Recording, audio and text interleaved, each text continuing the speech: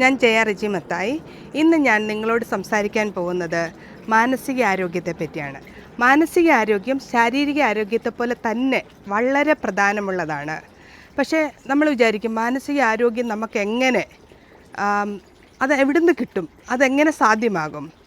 അത് നമ്മൾക്ക് ഇങ്ങനെ പരിസരം എവിടെ നിന്ന് എനിക്ക് കിട്ടുമെന്ന് നോക്കി നടക്കുക എന്നുള്ളതല്ല, നമ്മളിൽ തന്നെയുള്ള കഴിവ് മനസ്സിലാക്കുക. പിന്നെ നമുക്ക് ഏതെല്ലാം അവൈലബിൾ റിസോഴ്സസ് ഉണ്ടോ അതിൽ നിന്ന് എങ്ങനെ നമുക്ക് ഹാപ്പിനെസ് കണ്ടെത്താൻ സാധിക്കും, അതനുസരിച്ച് മുമ്പോട്ട് പോകുക എന്നുള്ളതാണ്.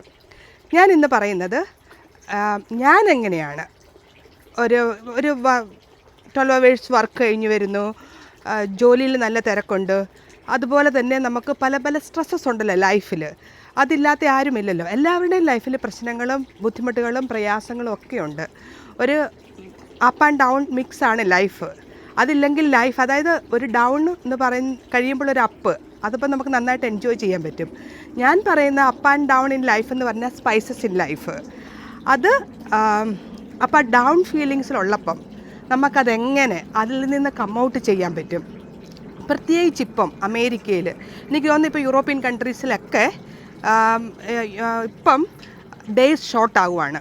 തണുപ്പ് നന്നായിട്ട് തുടങ്ങി. അപ്പോൾ പെട്ടെന്ന് ഒരു 12 അവർ ഷിഫ്റ്റും അഥവാ അല്ലെങ്കിൽ തന്നെ രാവിലെ ജോലിക്ക് പോകുന്നവർ പോകുമ്പോൾ മൊത്തം ഇരുട്ടാണ്. രാത്രിയിൽ ജോലിക്ക് പോകുന്നു, തിരിച്ചു വരുമ്പോൾ ഒരു 5-6 മണിയാകുമ്പോഴും ഇരുട്ടാകും. അപ്പോൾ രാത്രിയിൽ തന്നെ തിരിച്ചു വരുന്നു, നമ്മൾ ഫുൾ സൺലൈറ്റ് നമ്മൾ മിസ്സാകുവാണ്. അപ്പോൾ അത് നമ്മളിൽ കുറച്ചും കൂടെ നമുക്ക് പിന്നെ പല ആക്ടിവിറ്റീസും, പിന്നെ വെളിയിലോട്ട് ഇറങ്ങും, തണുപ്പാണ്, വെളിയിലോട്ട് ഇറങ്ങാൻ തോന്നത്തില്ല. പിന്നെ കുറച്ച് പ്രായമായെങ്കിൽ പറയുകയും വേണ്ട, അവിടെ വേദന ഇവിടെ വേദന, നമുക്ക് പോകാനേ തോന്നത്തില്ല. പക്ഷേ അങ്ങനെയുള്ള അവസരത്തിൽ നമുക്ക് പല പല റിസോഴ്സസും നമ്മളെ ഹാപ്പിയാക്കാൻ പറ്റും. അല്ലാതെ ഇരുട്ടത്ത് പോയി ജോലി ചെയ്ത് വന്നു, അവിടെ വേദന ഇവിടെ വേദന, തണുപ്പത്ത് കയറിക്കിടന്നു, പിന്നെയും വിഷമം, നമ്മുടെ പ്രയാസം കൂടുന്നു. ഫാമിലി മെമ്പേഴ്സ് ഉണ്ടെങ്കിൽ ഫാമിലിയായിട്ട് ടൈം സ്പെൻഡ് ചെയ്യുന്നവരുണ്ട്.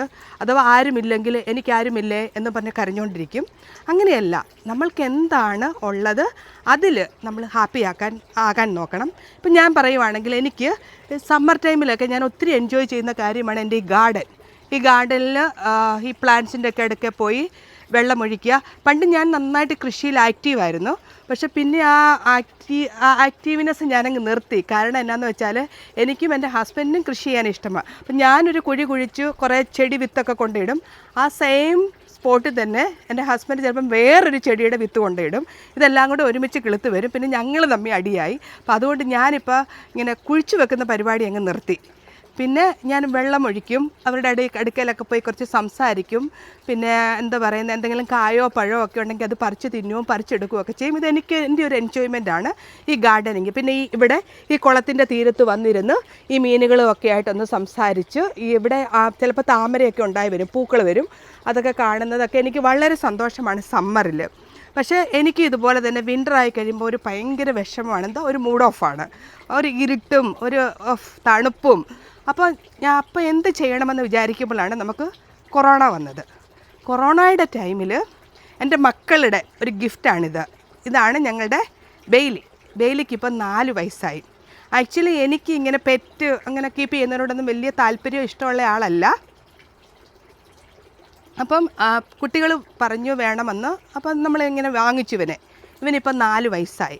ഞാൻ ജോലി കഴിഞ്ഞ് വരുമ്പോൾ എന്നെ ആദ്യം വന്ന് എതിരേൽക്കുന്നത് ഇവനാണ്. അതുപോലെ തന്നെ വീട്ടിലെ എന്തെങ്കിലും ഒരു ചെറിയ അനക്കമോ ഒച്ചയോ ആര് വന്നാലും ഇവനാണ് ആദ്യം ഇറങ്ങുന്നത്. കാരണം എനിക്കിപ്പോൾ ഞങ്ങളുടെ ഒരു സെക്യൂരിറ്റി ഗാർഡായിട്ടാണ് തോന്നുന്നത്. അതുപോലെ തന്നെ നല്ല സ്നേഹവുമുണ്ട്. ആരെങ്കിലും ഇപ്പോൾ ഞങ്ങളുടെ ഒരു ഫ്രണ്ട് ഞങ്ങളുടെ വീട്ടിലൊരു ദിവസം സ്ലീപ്പ് ഓവറിന് വന്ന്, അന്ന് രാത്രിയിൽ മൊത്തം ആ സ്റ്റെയർ കേസിൻ്റെ താഴെ അവിടെയായിരുന്നു കിടന്നത്. അതെന്താണോ, അവർ രാത്രിയിൽ ഇറങ്ങി വരുന്നുണ്ടോ എന്തിനാണോ, ആരെങ്കിലും നമ്മുടെ വീട്ടിൽ എക്സ്ട്രാ വന്നിട്ടുണ്ടെങ്കിൽ അവർ കിടക്കുന്ന ആ റൂമിൻ്റെ വാതിൽ അവൻ കാവലായിരിക്കും. അതുപോലെ തന്നെ ഇപ്പോൾ ഇവൻ ഒത്തിരി സ്പോയിൽഡാണ്.